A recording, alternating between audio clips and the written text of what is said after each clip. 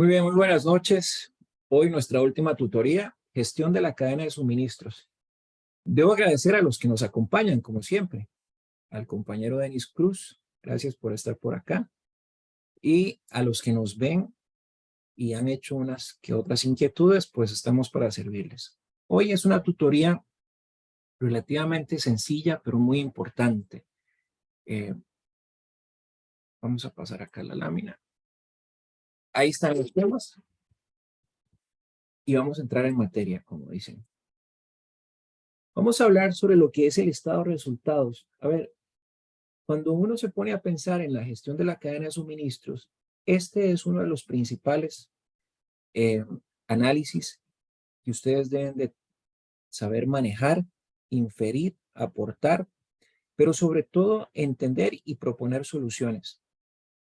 A ver, el estado de resultados per se muestra los ingresos, los gastos y las utilidades registradas durante un periodo de tiempo.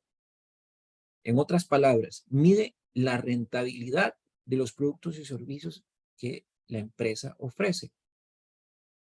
Acá cuando hablamos de rentabilidad y vemos ingresos y vemos gastos, la cadena de suministros es transversal a todo este proceso, es inherente, desde la parte de diseño hasta la parte de entrega y distribución, ¿no? Y todo lo que es la preparación del material, la transformación. Pero cuando uno empieza a entender un poquito más el estado de resultados, por lo general, los tomadores de decisión se fijan más en cuánto estamos vendiendo, si hay época de bonanza, y en la última línea, ¿no? Que es la utilidad neta. Pero yo quisiera invitarlos a que ustedes puedan leer antes de los ingresos cuánto estoy gastando y qué tan eficiente estoy incidiendo en la gestión de la empresa. ¿A qué me refiero? Vea usted, esta empresa es de textiles, el ejemplo que usted está viendo en pantalla. Hay un inventario inicial por 10 millones. No está pasando las imágenes, quedó pegado en la primera. En la que dice, no estás viendo estado de resultados. Escuela de Ciencias de la Administración, Cátedra de Operaciones. Qué raro, vamos a dejar de compartir. Qué bueno que me lo dijiste, porque yo sí la estoy viendo, curiosamente. Ahora, Estado de resultados. ahora sí, ¿verdad? Voy a pasar la otra lámina nada más para que me indique si se ve bien. ¿Se ve bien? Hoja de balance. Perfecto. Entonces ya pasa bien. Ok, entonces como les decía, vean ustedes este ejemplo. Tengo un inventario inicial de 10 millones, pero unas compras de 100 millones. O sea, en inventario estoy teniendo 10% de lo que estoy comprando. Al final tengo un disponible, si le resto el inventario final, de 95 millones. ¿Me sirve tener 95 millones en inventario? No lo sé. Hoy la economía te dice no, porque eso es plata que está ahí sin hacer nada. Y las empresas no pueden darse ese lujo. Ahora, Dinero utilizado, que con el tipo de cambio puede estar generando pérdidas. claro, eso es lo que iba a decir. Dependiendo quién sea el proveedor, si usted está comprando en dólares o en libras esterlinas, el diferencial cambiario le debe estar golpeando enormemente, ¿verdad? Pero vayamos un poquito más y analicemos el tema de la materia prima indirecta. 5 millones, que representan al final del día un 5% de, un 4% tal vez, de lo que el inventario inicial más las compras. Y usted dice, bueno, materia prima indirecta, la necesito. ¿Por qué no estoy utilizando mis capacidades internas? La gente que la tengo, ¿qué está haciendo? Ahora, materia prima directa, nómina en la planta, vean que es 10 millones. Y la indirecta son 5 millones. Es decir, el 50% de lo que me equivale a mí, la nómina en la empresa, la estoy invirtiendo para subcontratar. Ya solo ese dato, usted tiene que inferir, esta no es una gestión eficiente. En el tema de la cadena de suministros, habrá que revisar las actividades, los procesos, los objetivos, las metas de desempeño, inclusive de cada persona, para buscar una redistribución. Pero vea otro dato que tampoco es de bombos y platillos. Costos indirectos de la fabricación. 3.5 millones. Es casi un equivalente a un 3,5% del inventario inicial. Aquí uno pregunta, a lo mejor se terciarizan ciertos procesos de transformación de productos o el textil como tal. ¿Cuánto equivaldría a tener esa capacidad instalada en la empresa? ¿Cuánto impactaría en la disminución de tiempos, por ejemplo? Ahora, vea el costo total de producción. 108 millones. Es decir, que de esos 108 millones, que me parece un dato fascinante, estamos hablando que es un 8% adicional del inventario inicial. Vea que al final si hago un suma y resta del inventario inicial de los productos en proceso, más el inventario, menos el inventario final de los productos en proceso, me da 103 millones. Pero no nos quedemos ahí.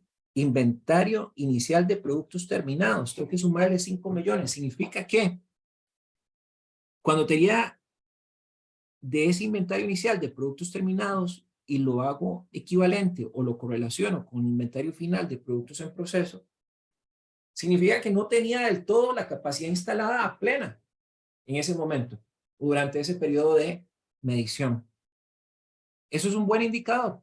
No, para nada que es un buen indicador. Pero acá viene otro aspecto.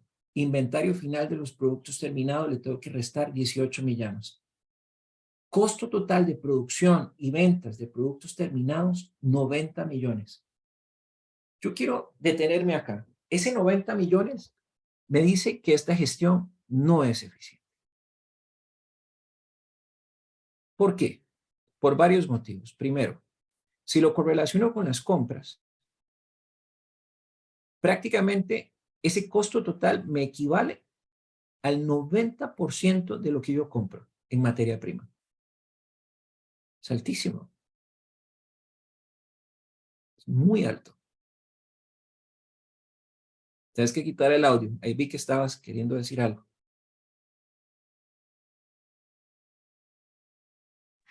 No, no, hablando solo. Ah, ok. O sea, demasiado, 90, si está diciendo que está comprando 100 millones y se está yendo 90, ahí no hay rentabilidad. Sí, entonces acá es donde, haciendo este pequeño análisis, y miren que solo vimos materia prima, mano de obra y costo de producción.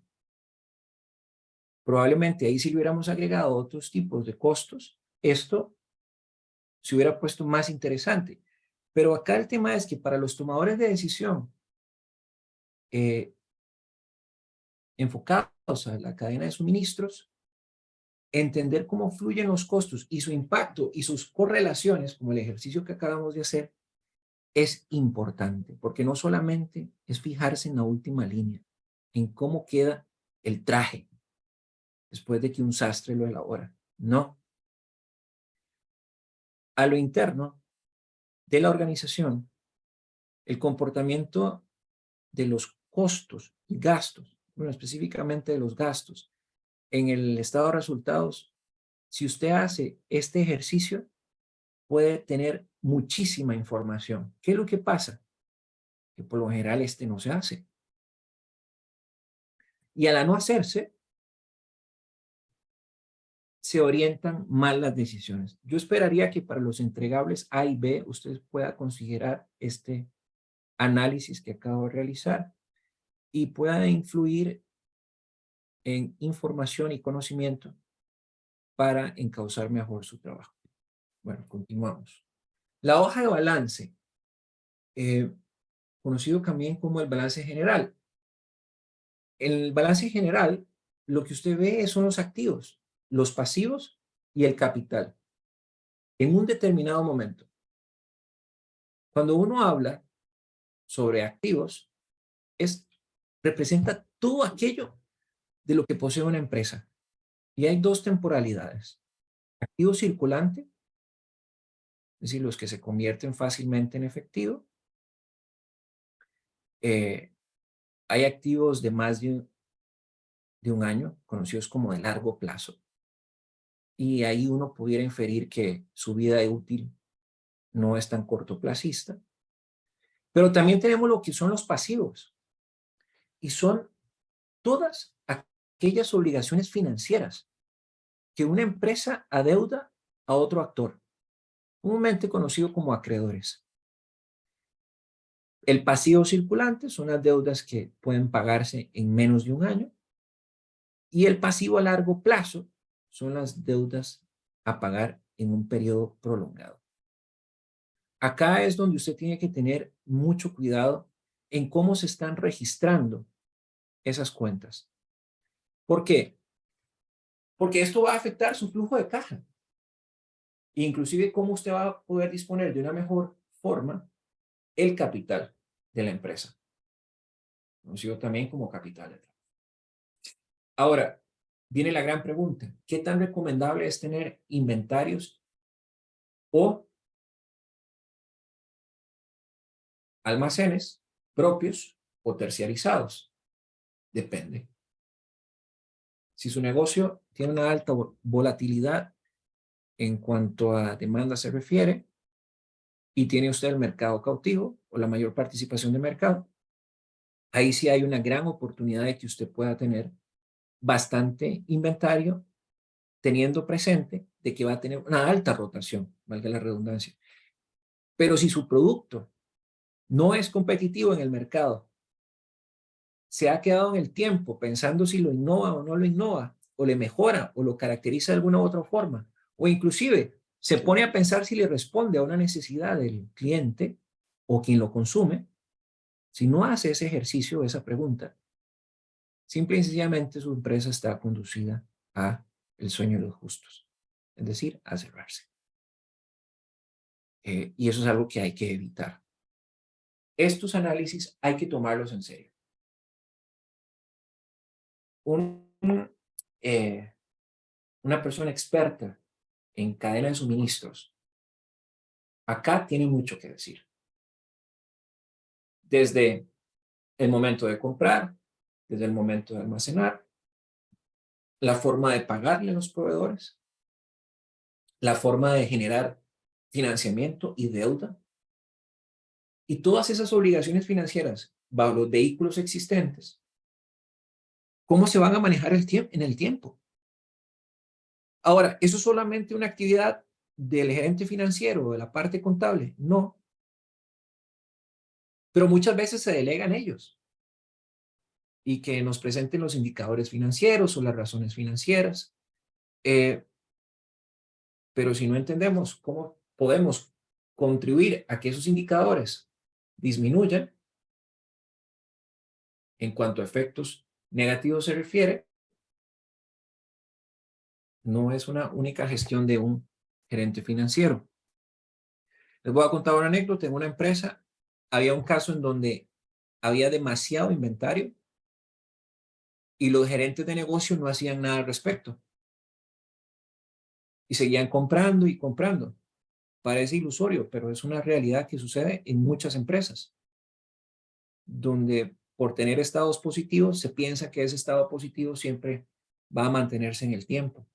Es un aspecto cultural, yo sé también, pero resulta que este gerente financiero llegó y les dijo, pareciera como que no les duele tener inventario. Entonces, en los parqueos de cada uno de ellos, con los carros estacionados, les puso el inventario de cada uno de sus negocios atrás de cada carro, para que les doliera sacarlo del parqueo o les costara.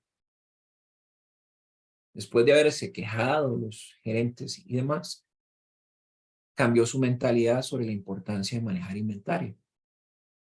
Y esta anécdota, que es un ejemplo pedagógico, es una realidad. Hasta que el inventario incomode al dueño del mismo, va a suceder algo.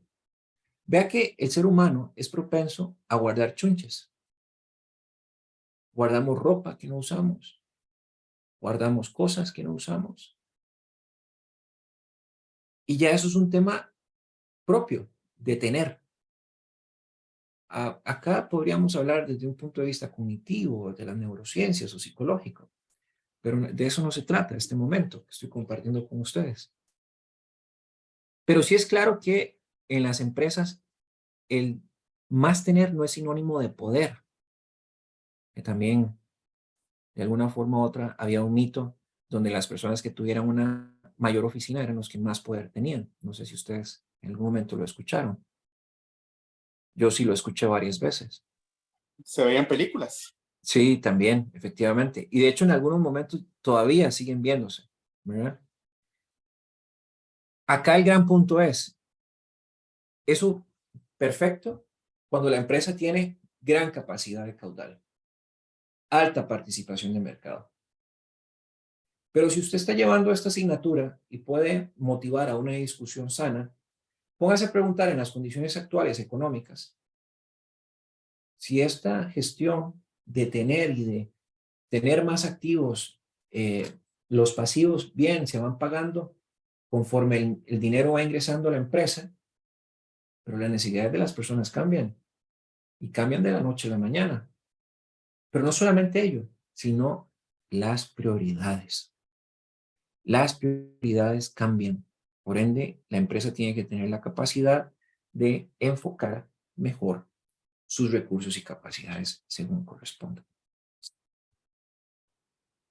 Vamos a hablar del modelo de utilidad estratégica que se basa en el rendimiento sobre los activos, comúnmente conocido como el ROA. ¿Por qué el ROA? Bien, porque sobre los activos es donde se gestiona y se ve qué tan eficiente hay una gestión del activo. Vea que se habla sobre activos circulantes, cuentas por pagar. Voy a ir explicándolo paso a paso, iniciando desde donde dice ventas, que usted lo está viendo al lado izquierdo de su ordenador, de su monitor. Entonces, vamos a ver. Las ventas totales del periodo, menos el costo de ventas asociado a un momento determinado, tenemos las ventas. Pero resulta que en esa ecuación, para llegar a algo que se llama utilidad neta, hay gastos variables, que es todo aquello que no se pudo por las condiciones de mercado o de negocio planificar, que es variable en el tiempo. Hay gastos fijos. ¿Cuál es un gasto fijo? Bueno, el salario suyo dentro de la organización, eso nunca va a cambiar, a menos que tenga previsto un aumento. Pero eso no es de la noche a la mañana tampoco. Entonces, por lo general, las empresas hacen un proceso de presupuestación en el tiempo y con ello van programando los diferentes incrementos. Pero los gastos variables siempre se va a dar. Una máquina se daña, hay que buscar un proveedor que venga y la repare. Eso tiene un costo, a menos que su organización tenga un área de operación y mantenimiento suficientemente robusta, que también eso tiene un costo. Pero al final del día, los gastos no previstos, entendiéndolos como variables o que puedan cambiar en el tiempo, que algunos uno puede identificarlos como la publicidad. Sabemos que tenemos que invertir en publicidad, pero hay picos estacionarios donde va a incrementarse o va a disminuir. Más los gastos fijos, tenemos los gastos totales.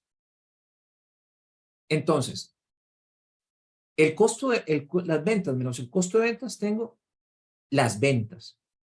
Pero cuando yo le resto a las ventas el gasto total, tengo la utilidad neta. Ahora voy a enfatizar el margen de utilidad. El margen de utilidad neta es el monto que me queda luego de haber restado las ventas y los gastos. Entre las ventas me da a dar una proporción. Esa proporción mide de cada unidad monetaria de ventas, qué es lo que se está manteniendo como utilidad. Vean qué interesante. yo tengo una utilidad neta de 100,000. Si tengo 100,000 y vendí 1,000 y lo divido, ¿cuánto me queda? 3,000, me quedan 100. Entonces el margen de utilidad neta fue de un 100%. Pero si yo tengo 50,000, que me quedó utilidad neta, y vendí solo 1,000, esas mismas 1,000,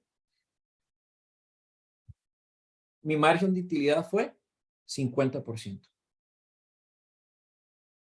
Ahora vean qué interesante. Vamos a ir a la parte inferior. Tengo el inventario más las cuentas por cobrar. Pero las cuentas por cobrar, le tengo que sumar los activos circulantes. Entonces tengo el inventario, las cuentas por cobrar, que eso es un activo circulante. Significa que alguien me debe plata. Es un activo, es un bien. Más otros activos circulantes. Eso es lo que le llamamos el total de activos circulantes. Pero también tengo que sumar los activos fijos. Al momento de sumarle los activos fijos, tengo el total de activos. Entonces, cuando divido las ventas entre los activos totales, tengo algo que se llama la rotación de activos. Es la eficiencia y eficacia del capital del empleado para generar ventas. Esto es, ¿cuánto de la gestión de cada persona se está traduciendo en ventas? Cuando yo tengo estos dos porcentajes, el margen de utilidad y la rotación de activos, y los multiplico, tengo el porcentaje de cada unidad monetaria invertida, óigame bien, en el negocio, en el producto, en el servicio, en el modelo, en la gestión, como usted quiera llamarlo, regresa a la organización como utilidad. Esto, en otras palabras, lo que usted está viendo es el balance general, el estado de resultados, que son datos que se encuentran ahí, ¿verdad? Y lo que estoy diciendo es cuánto de lo que tengo invertido en determinado negocio, producto o servicio me está regresando como rentabilidad. Uno podría decir, bueno, rentabilidad o que me está quedando dinero. ¿Cuánto estoy ganando por la gestión de mis activos?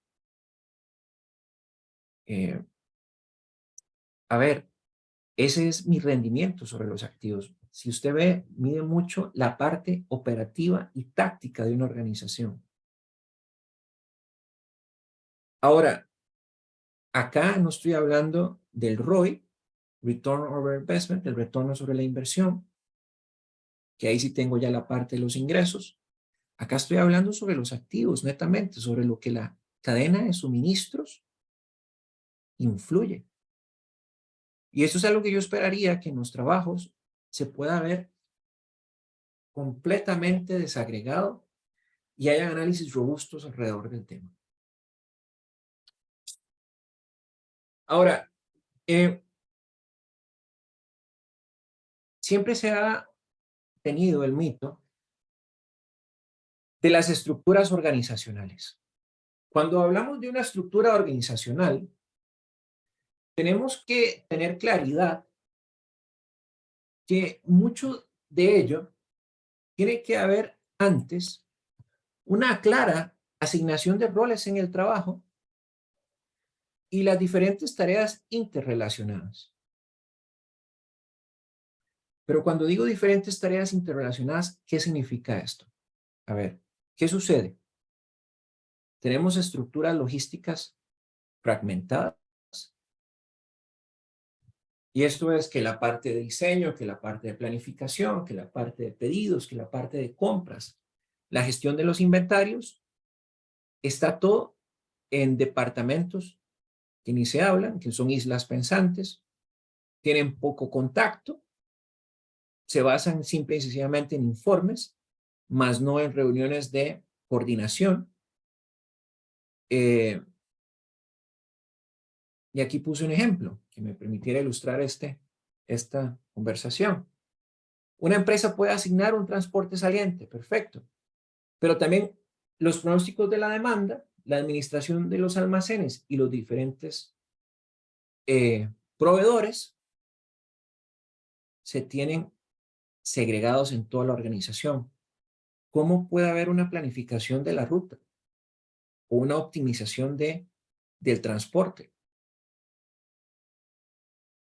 O una coordinación si son entregas en diferentes regiones y su capacidad instalada está con presencia en las diferentes demografías, para que va a enviar un camión que va a repartir probablemente en Turrialba, en Cartago, cuando usted tiene un centro de operaciones en Tres Ríos. Es mucho más barato que usted intuya que va a enviar, ya sea de Cartago, se va a comunicar con el almacén de Tres Ríos, inclusive, ¿por qué no Turrialba? Por tiempos de respuesta. Y acá es donde uno también desearía ver en las organizaciones estructuras logísticas unificadas. ¿Y esto qué es? Que hay múltiples actividades que están en el campo de la gestión de los suministros, pero tienen un área específica, un solo departamento, una sola dirección. Y esa dirección tiene coordinaciones o niveles 1 de trabajo, en donde hay el encargado de transportes, el encargado de los pronósticos de la demanda, el encargado de la administración de los almacenes, etcétera, etcétera. ¿Qué está garantizando usted ahí? Trabajo en equipo, coordinación, eficiencia y eficacia. Pero, por ejemplo, si le delegamos todo a una gran parte a la gestión financiera, o solo nos quedamos con contabilidad, que vea la administración de los almacenes, que así me lo topé en una organización un día, con un trabajo que unos muchachos y compañeros de ustedes presentaron en su momento.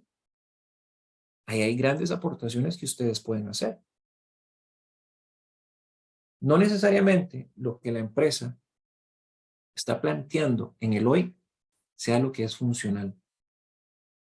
Y sus trabajos buscan precisamente eso, tener un valor agregado para ustedes, poder incidir, poder motivar al cambio, a la mejora, y no simple y sencillamente dar por sentado que es correcto lo que las organizaciones le presentan. Tal vez catalogarlo como correcto e incorrecto suene un poco duro, un poco fuerte, pero lo que busco aquí es que su capacidad de proposición y de análisis se fomente y cuestionen el status quo. ¿Querés decir algo, Denis? Es lo importante o lo llamativo de poder hacer este tipo de proyecto. En lo personal, como yo tengo una pyme, Ok. en otras pymes, porque uno muchas veces se manda valiente, literalmente, Exacto. y en el Exacto. camino uno aprendiendo muchas cosas. Exacto. Y cuando llega alguien de afuera y te da una retroalimentación, como nosotros este proyecto lo hicimos con la pyme de una muchacha.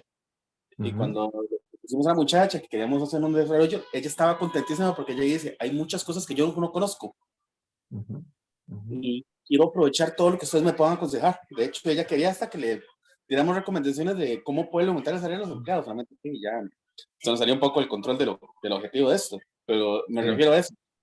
Los trabajos que nosotros hacemos, estos proyectos que hacemos, tal vez una pyme no tenga el rendimiento o la efectividad para poder aplicar todo lo que nosotros queramos aconsejar, pero con que logren aplicar un 10% o un paso o una recomendación que hicimos, ya van a estar un poco mejor de como estaban antes. Y tal vez tal vez no es que ellos quieran hacerlo mal, es que tal vez no sabían hacerlo. Sí, O sí, siempre lo han hecho de una manera y no actualizaron. O sencillamente uno se va a lógica. Lo hago de esta manera porque siento que es lo más lógico. exacto, exacto. O Eso sea, también sucede. un proveedor me dijo que tenía un cierto inventario a un precio súper comodísimo y lo compré porque, wow, si lo utilizo es tanto, pero ¿cuánto voy a gastar de tiempo para poder utilizar esto que le compré? Pero esto que le compré también, el proveedor se está quitando eso, esa cantidad de productos de su almacenaje. Pero lo que le está estamos incomodando, lo agarrando que para decíamos. almacenarlo nosotros y nos va a quitar campo en nuestra cadena de suministro. Efectivamente. Pero ve qué interesante, cuando una empresa, ya sea sin importar el tamaño, recibe estas recomendaciones a bien, el rol de un estudiante de la cátedra de operaciones o los que reciban estos cursos, ¿qué es? Ok, usted no puede hacerlo todo ya, pero ¿qué tal si hacemos un plan progresivo a medida que su negocio va madurando, va posicionándose más en el mercado? Usted puede ir abordando estas etapas ya cuando alcance ciertos estados de madurez. Entonces ustedes hacen una escala de madurez en función de las ventas, en función de la demanda, que eso al final del día es lo que define si el producto sigue siendo vigente o no en el mercado. Ahora, si ustedes observan que la demanda va a disminuir en los próximos meses, la primera recomendación es o seguimos en este negocio, pero cambiamos el producto y el servicio y le preguntamos a la gente qué es lo que realmente quiere o espera de esta pyme o de esta empresa, o incursionamos en una nueva línea de negocio inexplorada. Voy a citar algunos ejemplos. ¿Qué pasó en Universal? Universal era catalogada como una librería, pero dejó de ser librería, ahora es una tienda de conveniencia.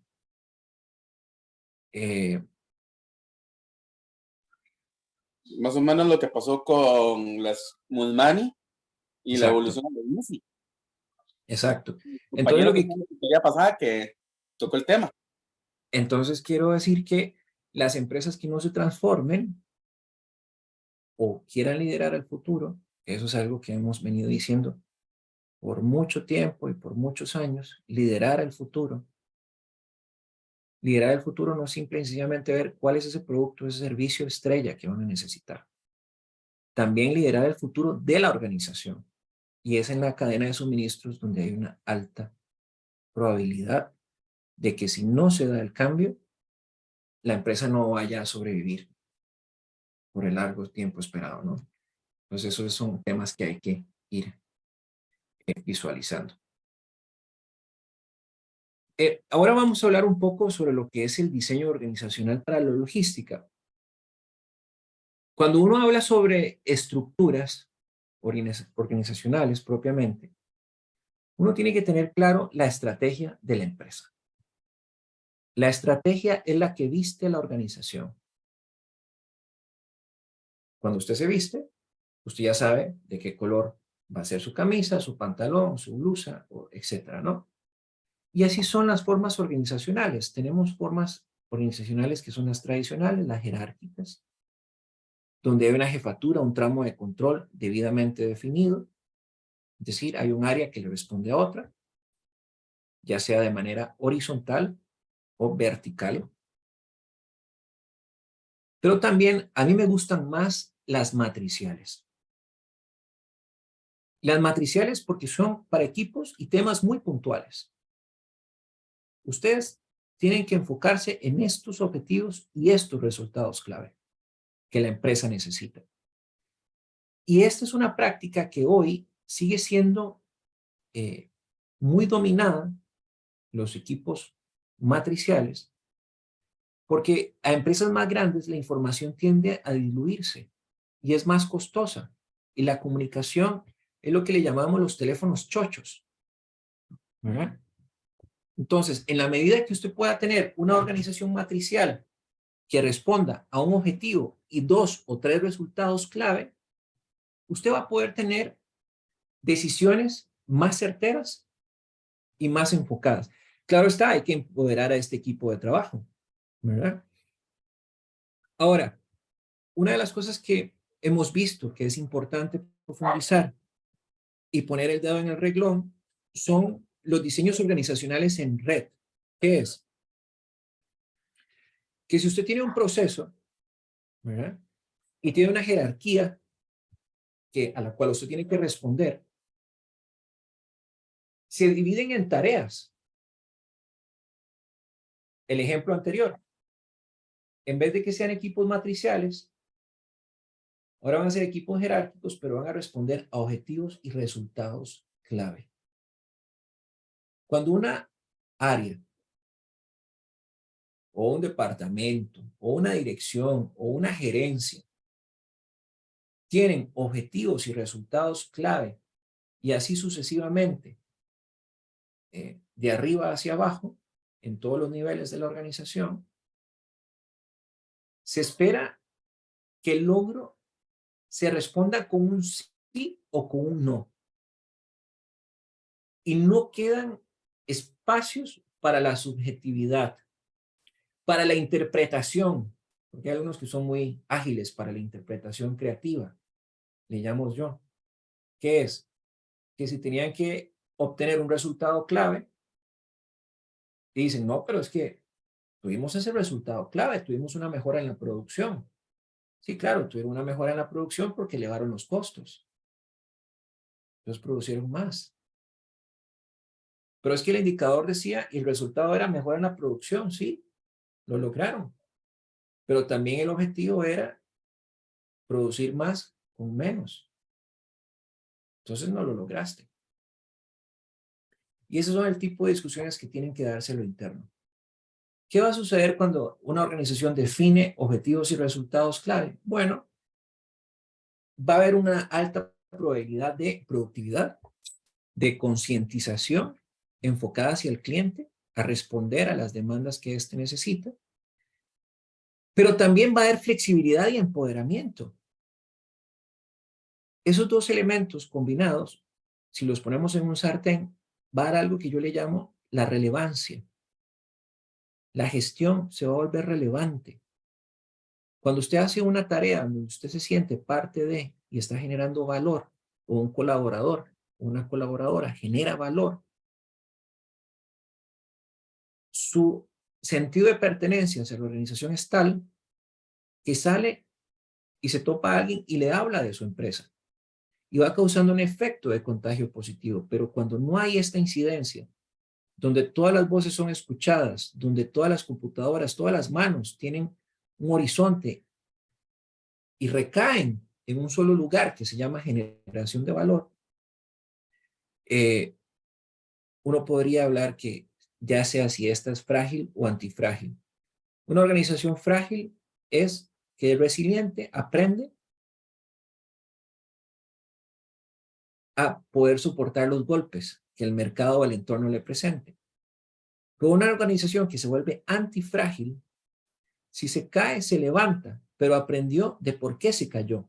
Y la próxima ocasión, la organización no va a tomar el mismo rumbo que le llevó al barranco o a una calle sin salida. También que a veces pasa cuando se dan inversiones y el producto o el servicio no era el esperado por parte del cliente.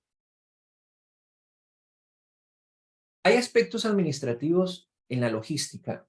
A ver, cuando uno habla de productividad, en la cantidad producida dividida entre la cantidad de insumos. Hay un término que se acuña hoy en día que es la productividad por empleado. Y aquí es cuánto se produjo en función del total de las personas dentro de la organización.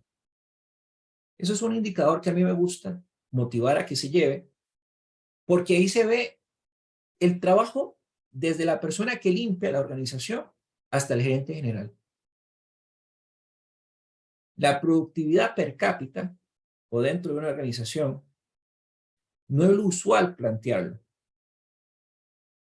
¿Por qué no es lo usual? Porque se ve más en función de mercadeo, se ve más en función de lo que se produce en la parte de producción. Pero ¿por qué no hablar de un indicador de productividad empresarial? ¿Cuánto de mi trabajo está incidiendo a que se produzcan? Probablemente van a haber algunos, al ser un promedio, ¿verdad?, que van a tener mayor incidencia que otros. Pero este indicador históricamente se ha visto necesario para afectar positivamente la cultura de una empresa hacia el cambio. También Si hay algunas áreas que tienen mayores volúmenes de costos y gastos, se pueden visualizar y buscar la forma de bajar ese gasto o en su defecto ese costo y producir más con menos. Que para mí eso es algo que en productividad y en gestión de cadena de suministros, gestionar más con menos y producir más con menos. Ni tanto que ahorque, pero ni tanto que no pueda respirar o vivir una organización. Ni que yo me sienta ahogado, pero que pueda seguir viviendo como organización. Hay casos dramáticos que se llevan a extremos. No, hay que buscar un punto medio. Ahora, también hay que ver la forma de cómo aumentar el tamaño de la producción mientras los insumos son constantes. Hoy el mundo vive debacles en lo referido a las materias primas para producir. De ahí que la gestión de la innovación es muy importante. La reconversión de esas materias primas a partir de la economía circular, que es la economía del reciclaje, el aprovechamiento de residuos no valorizables y valorizables. Y acá un poco los que les decía inicialmente, aumentar la producción y al mismo tiempo disminuir los insumos. Producir más con menos. Cuando hablamos de calidad, a ver, hay mucha gente que me encanta la calidad. A mí me viene bien, pero el libro enfoca más a brindar servicios sin defectos o errores. Porque aquí tendríamos que ponernos de acuerdo, ¿calidad en qué? Pero yo sí quisiera enfocar la calidad a la capacidad de una empresa de ofrecer productos, materiales y servicios sin defectos o errores a los clientes internos o externos. Pero también, más allá de errores, sin defectos o errores, que tenga presente que la calidad tiene que ser siempre en función de una necesidad y que el producto le brinde más al cliente de lo que espera para que haya una apropiación de valor y haya un proceso de fidelización y retención de ese cliente. Denme 2 minutos, por favor. Un momento.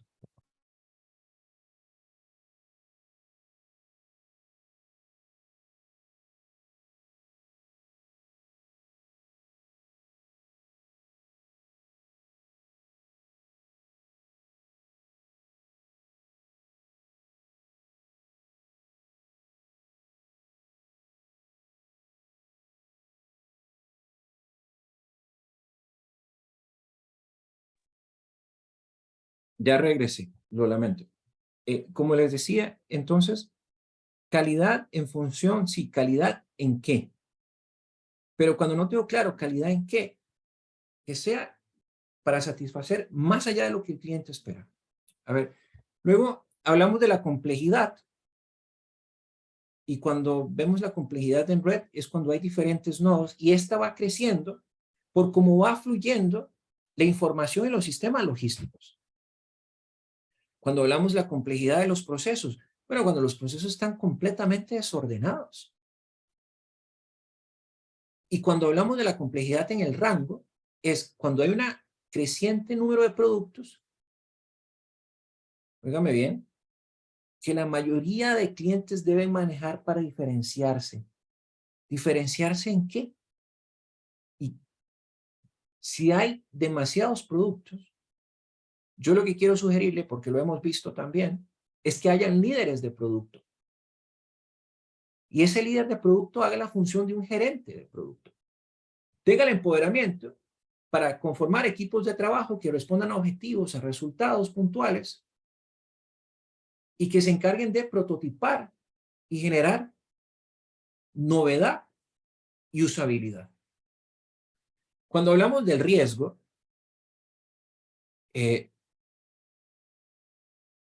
probabilidad que suceda un evento. A ver, ¿cuál es la probabilidad de que una empresa cierre?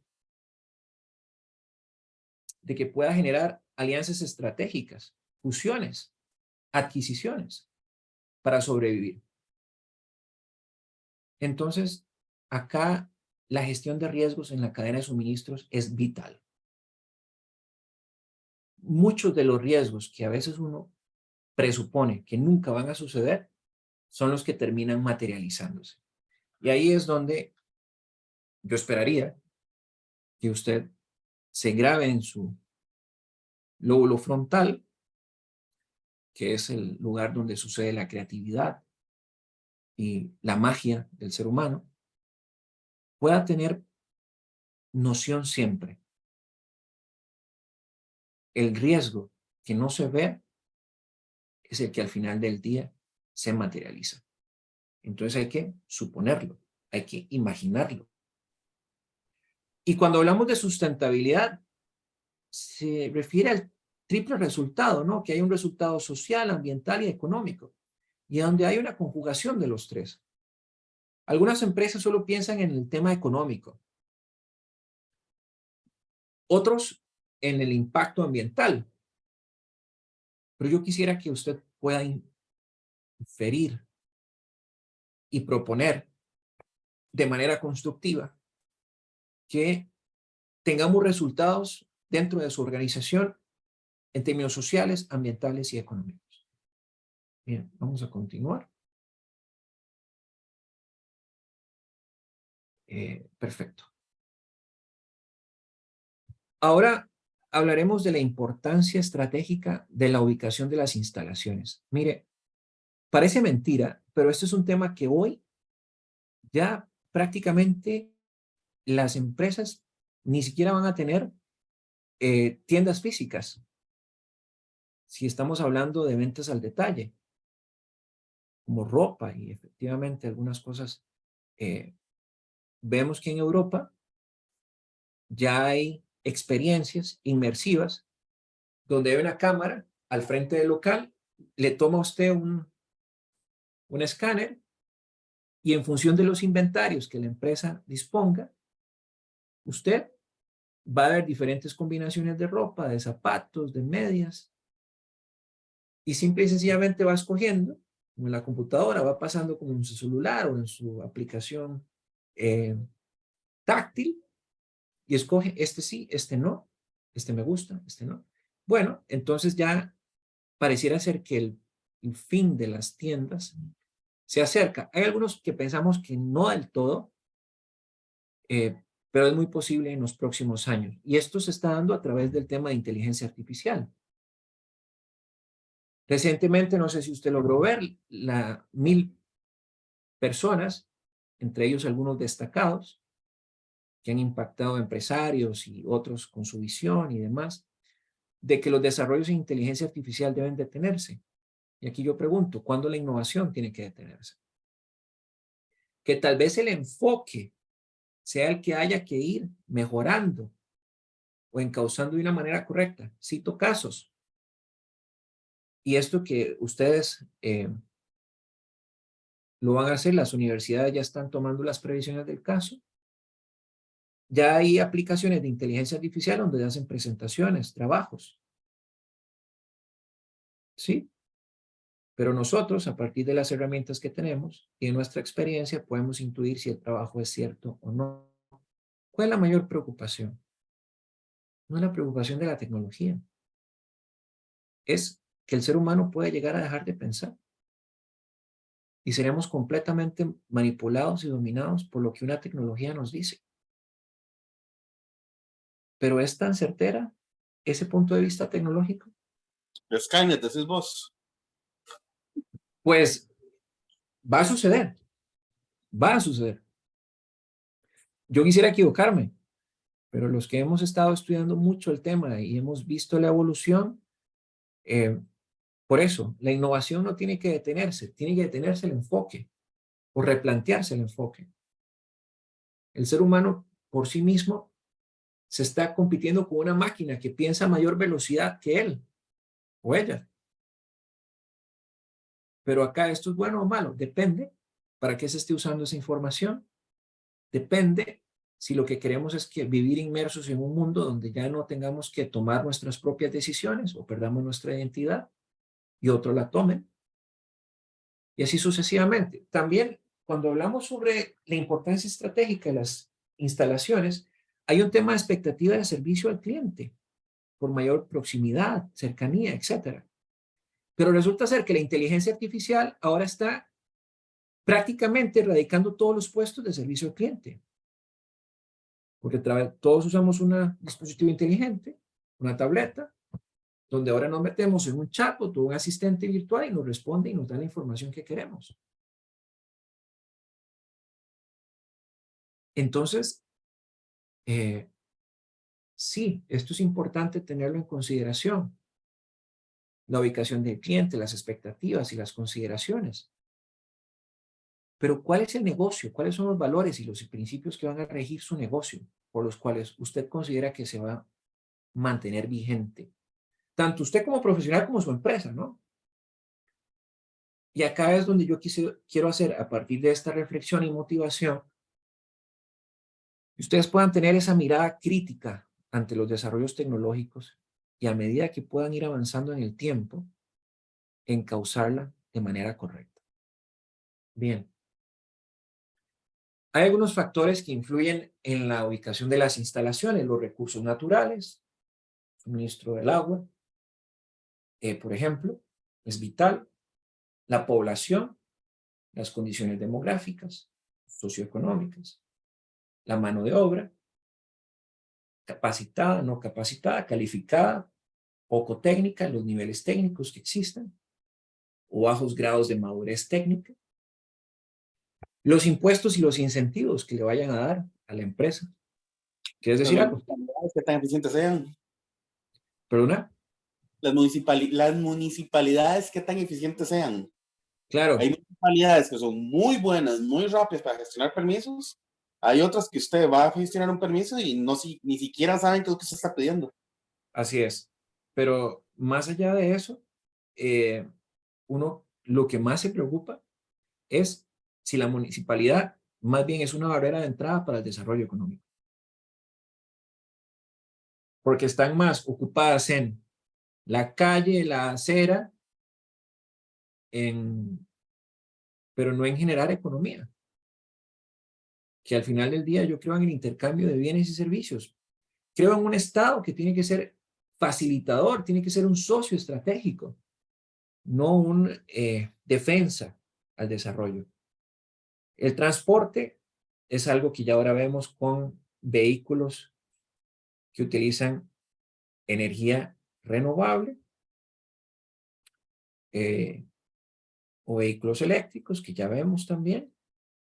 Y algo que muchas organizaciones, entiendas, empresas están fomentando es la proximidad a los clústeres industriales. Para nosotros sería las zonas francas, ¿no? Eso puede ser positivo en el tanto usted tenga la certeza de que la zona franca, una, dos o tres, o todo el parque empresarial instalado, le va a comprar servicios a usted. Pero si usted va a ir a una zona franca para decir, yo estoy en una zona franca, o su empresa quiere desplazarse allá, cuidado, cuidado. También hemos visto casos que se dan así. Con esto terminamos la primera parte de la tutoría. Vamos a ir brevemente a la segunda parte, que es la guía de estudio. A ver, aquí, de todo lo que hay, quise hacer énfasis en la matriz de análisis de valor de los ítems comprados a los proveedores. Alto valor y alto riesgo. Bajo valor y bajo riesgo. Cuando tengo un bajo volumen de compras, perdón, que son ítems embudos, hay difícil situación, mercados que están completamente monopolizados, altas barreras de entrada, ahora Denis explicaba algunas, contextos geográficos o políticos críticos. Pero cuando hablamos de alto volumen de compras, tengo ítems estratégicos, que son estratégicamente importantes, son difíciles de sustituir Hay falta de proveedores alternativos o sustitutos. Y también son importantes en el contexto general de las compras. ¿Cuáles son los principales elementos que uno diría que un ítem es estratégico? Cuando hay difícil sustitución y falta de proveedores alternativos. Ahora tengo, en el bajo volumen de compras, también tengo otro cara de la moneda, que es bajo valor y bajo riesgo. Cuando un ítem es no crítico, hay mucha disponibilidad, hay especificación clara y la sustitución es posible. Pero también tengo ítems que se pueden mejorar. Acá es donde yo quiero motivarle a que pensemos en la innovación. En toda esta matriz, puede darse innovación, pero cuando vemos ítems que se pueden mejorar, que hay disponibilidad, significa que si yo agarro ese ítem y lo hago en pedazos y veo su composición, probablemente pueda sustituirlo con otro tipo de materia prima. De ahí que la disponibilidad de los proveedores, tanto en número como en proveer, es vital considerarlo. Y en su mente puedo hacer este ejercicio. Ok, ¿cuántos proveedores me pueden brindar este mismo ítem? ¿Y en qué momento y en qué tiempo? ¿Justo cuando lo necesito o posterior? ¿Me afecta en algo a mi gestión o no me afecta? Pero también podemos tener precios estandarizados. Los precios no son tan volátiles. Y aquí tengo sustituciones posibles. Es decir, se pueden sustituir fácilmente. También tengo inventario que es administrado por el proveedor. Simple y sencillamente yo le traslado ese riesgo al proveedor. ¿Cuáles son las ventajas? Bueno, probablemente va a dar una mejor atención y mayor flexibilidad. Tengo la capacidad de gestionar la demanda como empresa de cara a ese proveedor que me tiene resguardado el inventario.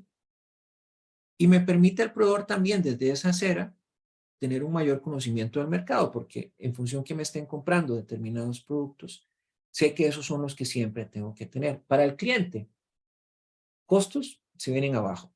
Menor costo del stock y del circulante, de los activos circulantes.